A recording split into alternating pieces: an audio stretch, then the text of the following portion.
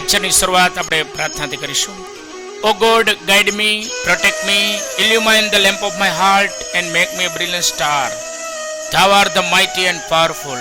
हे ईश्वर, मेरा मार्गदर्शन कर, मेरी रक्षा कर, मेरे हृदय दीप को प्रदीप कर दे और मुझे एक दैदीप्यमान सितारा बना दे. तू शक्तिशाली तथा बलशाली है. ગુડ મોર્નિંગ વિદ્યાર્થી મિત્રો. નિરંજન સ્કૂલની ડીએલએસ મીન્સ ડિસ્ટન્સ લર્નિંગ સિસ્ટમમાં તમારું સ્વાગત છે. How are you Niranjan school કે રાજા બેટા ઓર રાજા બેટિયા. વિદ્યાર્થી મિત્રો, ખરેખર છે એ આપણી નિરંજન સ્કૂલની ડીએલએસ સિસ્ટમ છે ને અદ્ભુત કાર્ય કરી રહી છે. કારણ કે લોકડાઉનના એ પીરિયડમાં આપણે 2 ચેપ્ટર છે એ સારી રીતે મસ્ત અને વ્યવસ્થિત પહેલા ચેપ્ટરના 100 દાખલા ઉપર એ કમ્પ્લીટ કર્યા અને બીજા ચેપ્ટરમાં છે લગભગ 80 જેટલા દાખલાઓ પૂરા કર્યા. કાલે એનું તમારે બોર્ડ એસાઇનમેન્ટ પ્રોજેક્ટ છે એ પણ તમારો કમ્પ્લીટ થઈ ગયો.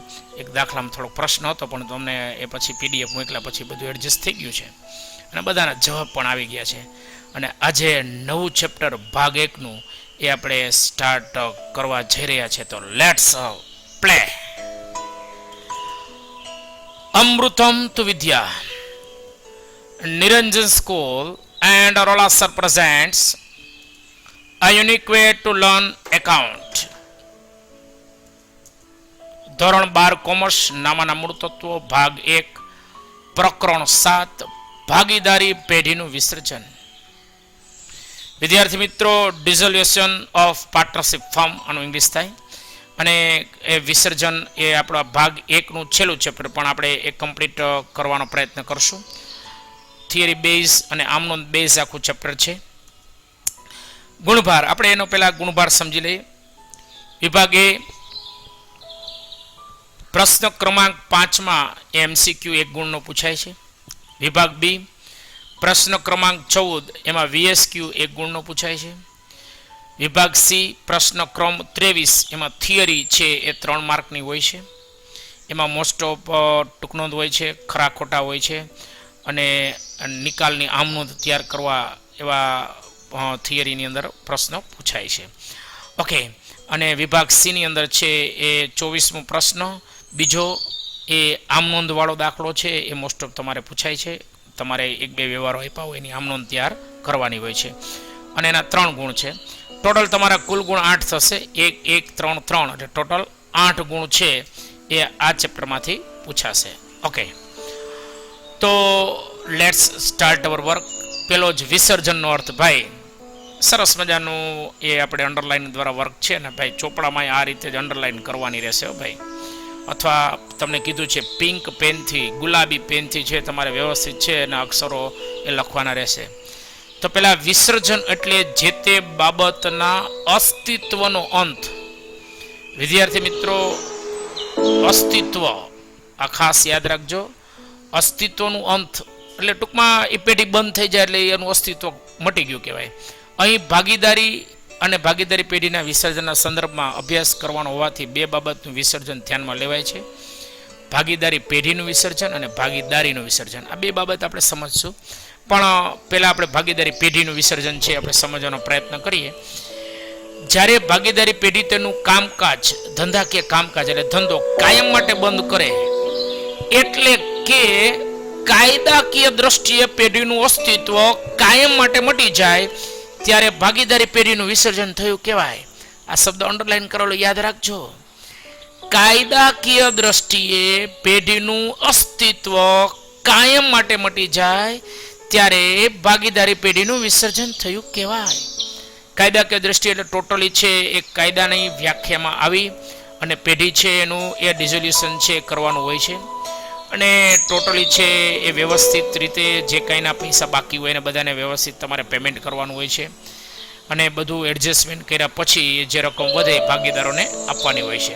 તો એ કાયદાકીય દ્રષ્ટિએ કર્યું કહેવાય અને કાયમ માટે પૂરું ભાઈ હવે આના પછી એ પેઢી છે એ નામનો ધંધો છે સ્ટાર્ટ ન કરી શકે ત્યારે ભાગીદારી પેઢીનું વિસર્જન થયું કહેવાય. ટૂંકમાં જ્યારે ચાલુ પેઢી બંધ થાય, એટલે પેઢી ચાલુ હોય ની બંધ થાય અને તેનો ધંધો બંધ કરવામાં આવે ત્યારે પેઢીનું વિસર્જન કહેવામાં આવે છે. એટલે ટૂંકમાં આવું પણ આપણે કહી શકીએ.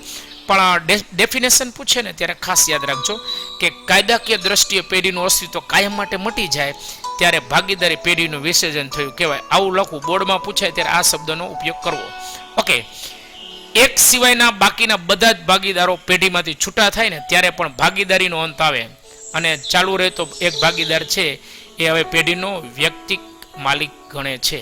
ભાઈ એટલે એકલો જ એક જ વૈધો હોય તો એ વ્યક્તિગત રીતે માલિક ગણાય ને એ વ્યક્તિક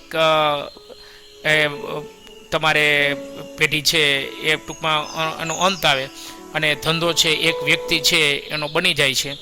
એટલે ટૂંકમાં એકાંકી પેઢી છે આપણે એવું કહી શકીએ. એક વ્યક્તિ કામ કરતો એને એકાંકી પેઢી છે એના તરીકે પણ આપણે ઓળખી શકીએ.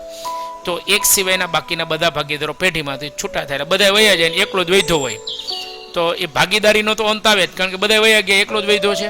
અને ચાલુ રહેતો તે ભાગીદાર છે એ પેઢી જે ચાલુ રાખે તો એ વ્યક્તિગત રીતે છે એ માલિક બનતો હોય છે. એટલે એને વ્યક્તિક માલિકી એ પણ કહેવામાં આવે છે. આ રીતે પણ પેઢીનું વિસર્જન થાય છે. કેટલીક વાર પેઢીનો ચાલુ ધંધો છે કોઈ જોઈ સ્ટોક, ભાઈ કંપની બહુ સારી હોય તો એ કંપની ઘણી વખત છે પેઢી છે ખરીદતી લેતી હોય છે. તો એ પેઢીમાંથી એ કંપનીમાં છે એને કન્વર્ટ થઈ જતું હોય છે અને પેઢી છે ને એ પેઢી પાસેથી બધા હક ને હિસ્સા છે એ જોઈન્ટ સ્ટોક કંપની લેતી. અને જોઈન્ટ સ્ટોક કંપની એટલે ભાગ બેની શરૂઆત. તમને જ્યારે ભાગ બે ને સ્ટાર્ટિંગ જે છે કંપનીના વાર્ષિક હિસાબો જ્યારે સમજવામાં આવશે ને ત્યારે આ જોઈન્ટ સ્ટોક કંપની છે એનો મિનિંગ છે એ ડીપમાં આપણે સમજશું. પણ અત્યારે એ જોઈન્ટ સ્ટોક કંપની એટલે આપણે કંપની એવું આપણે સમજીએ ત્યારે પણ ભાગીદારી પેઢીનું વિસર્જન થયું કહેવાય. તો આ બાબત છે આપણે સમજીએ, આગળ વધીએ. પેઢી અને ભાગીદારીનું વિસર્જન. હવે પેલા પેઢીનું વિસર્જન ઉપર જે આપણે સમજ્યા છે એ જ આપણે રિપીટ કરવાનું છે, પણ વ્યવસ્થિત આપણે કાયદાની ભાષામાં. ભારતીય ભાગીદારી ધારાની કલમ 39 અનુસાર પેઢીનું વિસર્જન કરી બધા ભાગીદારો છૂટા થાય ત્યારે તેમની વચ્ચે ભાગીદારોનો અંત આવે છે. ભાઈ બધા ભાગીદારો છૂટા થઈ જાય એટલે ભાગીદારી પેઢી છે એનો અંત, ભાગીદારીનો અંત આવે છે, તેને પેઢીનું વિસર્જન કહેવાય છે. બરોબર. આ પ્રકારે ભાગીદારીનું વિસર્જન કરી પેઢી બંધ કરવામાં આવે છે ત્યારે પેઢીનું વિસર્જન થયું કહેવાય. એટલે પેઢી બંધ થઈ જાય ત્યારે પેઢીનું વિસર્જન કહેવાય છે. આવા સંજોગોમાં પેઢીનો ધંધો બંધ થાય છે, પરિણામે તેની મિલકતો વેચી દઈ ઉપજમાંથી પેઢીના દેવા ચૂકવાય છે. એટલે ગામ આપણી પાસે માગતું હોય એ બધું આપણે પેમેન્ટ દઈ દેવાનું, મિલકતો બધી વેચી નાખવાની હોય છે.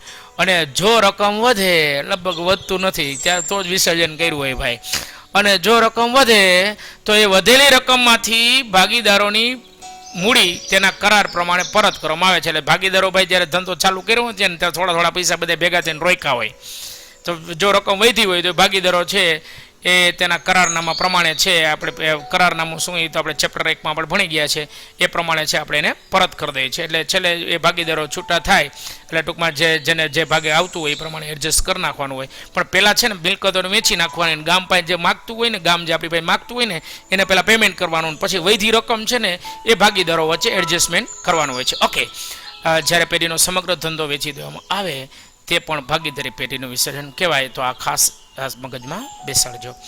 આગળ વધીએ. ભાગીદારીનું વિસર્જન.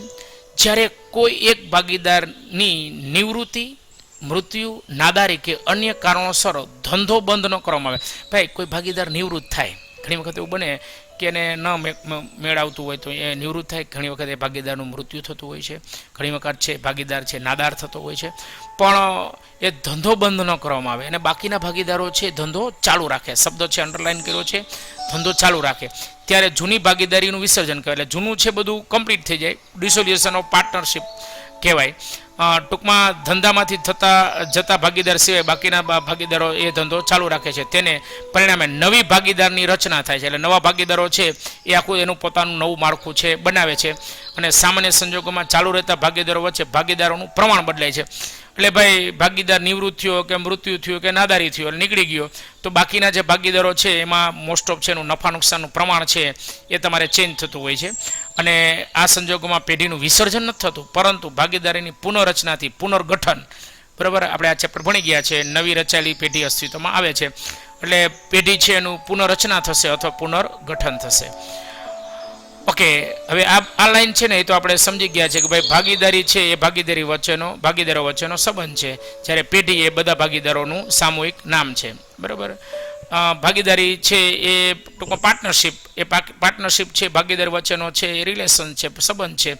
અને પેઢી છે, ફર્મ છે, એ બધા ભાગીદારો ભેગા મળે એટલે સામૂહિક રીતે નામ બને, એને આપણે પેઢી તરીકે ઓળખીએ છીએ. તો આ બાબત છે એ પણ તમારે લક્ષમાં લેવાની છે. ઓકે, તો હવે આપણે જે ભણ્યા એનો તફાવત તો સમજવો પડે. તફાવત સરસ રીતે આપ્યો છે. ભાગીદારી અને ભાગીદારી પેઢીના વિસર્જન વચ્ચેનો તફાવત. તો એમાં પેલા મુદ્દાઓ આપ્યા છે: અર્થ, પેઢીનું અસ્તિત્વ, હિસાબી ચોપડાઓ, હિસાબી પતાવટ, અદાલતનો હસ્તક્ષેપ ને અસર. અર્થ છે એમાં ભાઈ પેલા આપણે અર્થને સમજવાનો પ્રયત્ન કરીએ તો બે શબ્દ અંડરલાઈન કર્યા છે. અહીંયા પુનર્ગઠન ને અહીંયા કાયમી અંત. ભાગીદારીનું પુનર્ગઠન એટલે ભાગીદારીનું વિસર્જન, અને ભાગીદારી પેઢીનો કાયમી અંત એટલે ભાગીદારી પેઢીનું વિસર્જન. અહીંયા કાયમી અંત એટલે ભાગીદારી પેઢીનું વિસર્જન, અને પુનર્ગઠન એટલે ભાગીદારીનું વિસર્જન. પુનર્ગઠન એટલે ફેરફાર થાય. પેઢીનું અસ્તિત્વ, અહીંયા પેઢીનું અસ્તિત્વ ચાલુ રહે છે, અહીંયા પેઢીનું અસ્તિત્વનો અંત આવે છે. ચાલુ રહે છે, અંત આવે છે. પુનર્ગઠન છે, કાયમી અંત છે. ઓકે, હિસાબી ચોપડાઓ છે એ ચાલુ રહે છે, કારણ કે હજી પેઢી ચાલુ જ છે, અને અહીંયા હિસાબી ચોપડાઓ છે બંધ કરવામાં, એટલે ચાલુ બંધ. બરાબર. ઓકે, અહીંયા હિસાબોની પતાવટ થતી નથી, પરંતુ પુનઃ મૂલ્યાંકન ખાતામાંથી ઉદ્ભવતો નફો કે નુકસાન અનુક્રમે ભાગીદારોના મૂડી કે ચાલુ ખાતે જમા કે ઉધાર કરવામાં આવે છે. સામાન્ય રીતે પેઢીમાંથી થતા ભાગીદારોનો હિસાબ એ કરવામાં આવતો હોય છે. ટૂંકમાં અહીંયા હિસાબની પતાવટ થતી નથી, પણ એમાં પુનઃ મૂલ્યાંકન ખાતું આપણે બનાવ્યું હોય છે. એનો નફો કે નુકસાન છે ભાગીદારોના મૂડી ખાતે જમા કે ઉધાર કરવામાં આવતો હોય છે. ઓકે, અને આમાં શું કહે છે કે ભાઈ પતાવટ છે, એ પતાવટ છે એની તમારે વ્યવસ્થિત છે એક પતાવટ થઈ જાય છે ને માલ મિલકત નિકાલ ખાતા દ્વારા. જો એક નવું ખાતું બનાવવામાં આવે છે, એનું નામ છે માલ મિલકત નિકાલ ખાતું. એને આપણે ડીપમાં એ સમજવાનો પ્રયત્ન કરશો. એ માલ મિલકત નિકાલ ખાતા દ્વારા મિલકતોનો નિકાલ કરી જવાબદારી ચૂકવવામાં આવે છે, અને વધેલ રકમ છે એ ભાગીદારો વચ્ચે હિસાબની પતાવટ પેટે ચૂકવવામાં આવે છે.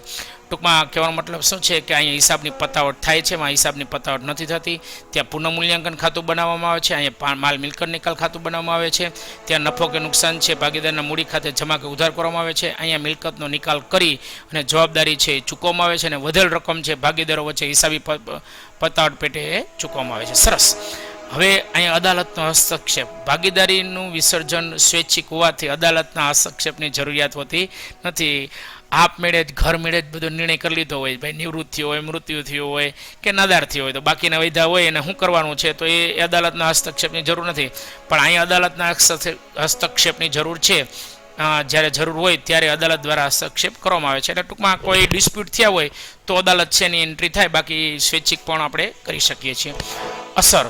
ભાગીદારીનું વિસર્જન થાય તો ભાગીદારી પેઢીનું વિસર્જન ન પણ થાય. એટલે ભાઈ ભાગીદારીનું વિસર્જન થાય તો પેઢી ચાલુ રહી શકે ભાઈ. એટલે ભાગીદારીનું વિસર્જન થાય તો ભાગીદારી પેઢીનું વિસર્જન ન થાય. પણ અહીંયા શું છે, તો ભાગીદારી પેઢીનું વિસર્જન થાય તો આપોઆપ ભાગીદારીનું પણ વિસર્જન થાય. પેઢી જ ન હોય તો ભાગીદારીનું સવાલ જ નથી. તો આપણે આ બાબત છે આપણે કહી શકીએ. તો આપણે આજે છે એ ભાગીદારીનું વિસર્જન અને ભાગીદારી પેઢીનું વિસર્જન છે એના વિશે આપણે ખાસ સમજ્યા. તફાવત છે ખાસ યાદ રાખજો. બબે શબ્દો છે મગજમાં બેસાડજો: પુનર્ગઠન અને કાયમી અંત. ચાલુ અંત, ચાલુ બંધ. પતાવટ થતી નથી, પતાવટ થાય છે. હસ્તક્ષેપની જરૂર નથી, હસ્તક્ષેપની જરૂર છે. વિસર્જન ન પણ થાય ને વિસર્જન થાય. તો આટલી બાબત છે ખાસ યાદ રાખવાની છે. આ યાદ રાખશો એટલે તમને તફાવત આવડી જ જશે, પાકો થઈ જ જશે. માર્ચ 19માં પૂછાઈ ગયો છે અને કદાચ 21માં પણ આવી શકે. ઓકે, તો આપણે લેક્ચર આપણે પૂરો કરીએ છીએ. નમસ્કાર, અસ્તુ, હેવ એ નાઇસ ડે.